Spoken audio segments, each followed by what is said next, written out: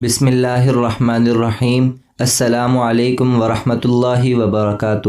ایک مرتبہ پتھر توڑنے والے چند مزدور حضرت سیدنا وہب بن منبع رحمۃ اللہ علیہ کی بارگاہ میں حاضر ہوئے اور عرض کی، حضور، جس قدر مصیبتوں کا ہمیں سامنا ہے، کیا ہم سے پہلے لوگ بھی کبھی ایسی مصیبتوں سے دوچار ہوئے؟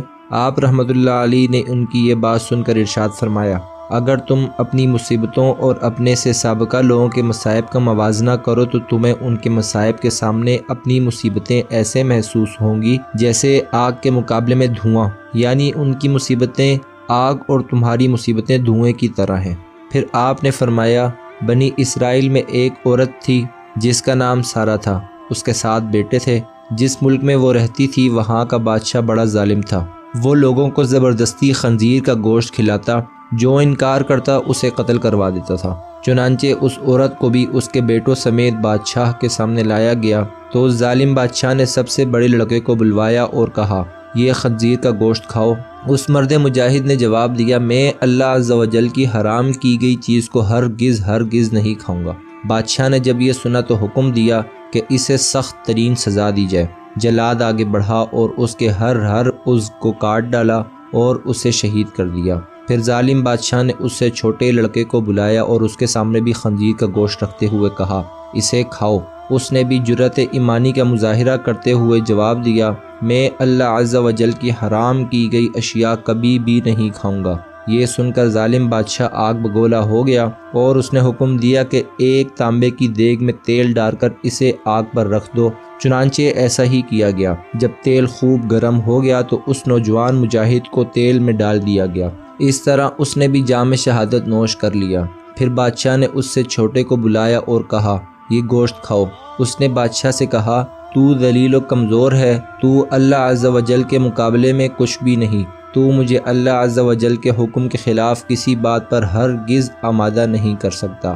جو تیرے جی میں آئے تو کر لے، لیکن میں اللہ عز و جل کی حرام کردہ اشیاء کبھی بھی نہیں کھاؤں گا۔ بادشاہ یہ سن کر ہنسنے لگا اور لوگوں سے کہنے لگا، کیا تم جانتے ہو کہ اس نے مجھے کیوں گالی دی؟ اس نے یہ سوچ کر مجھے گالی دی کہ میں گالی سن کر طیش میں آ جاؤں گا اور فوراً اسے قتل کرنے کا حکم دے دوں گا۔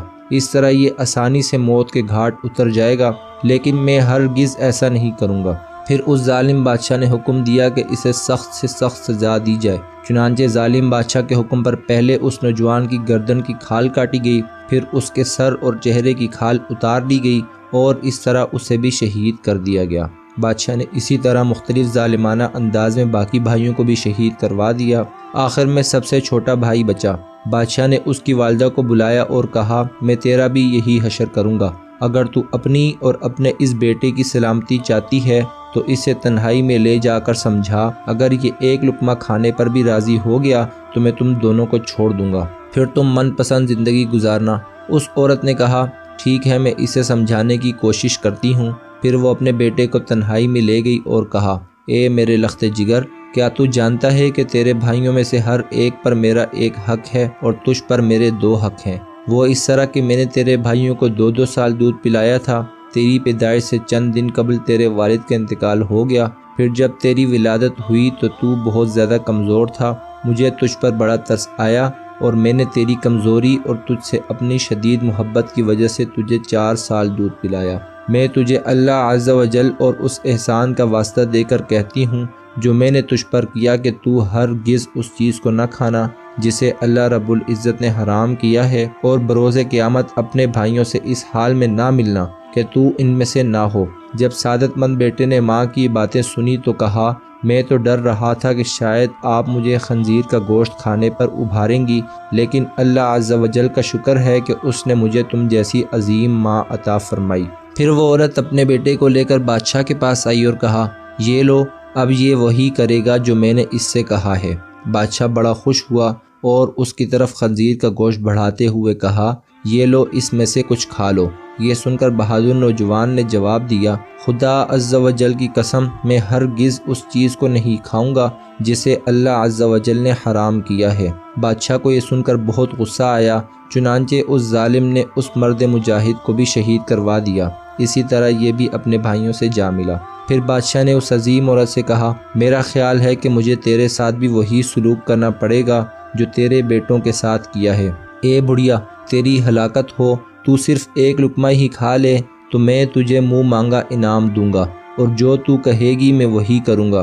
تو صرف ایک لقمہ کھا لے، پھر عیش و عشرت سے زندگی گزارنا۔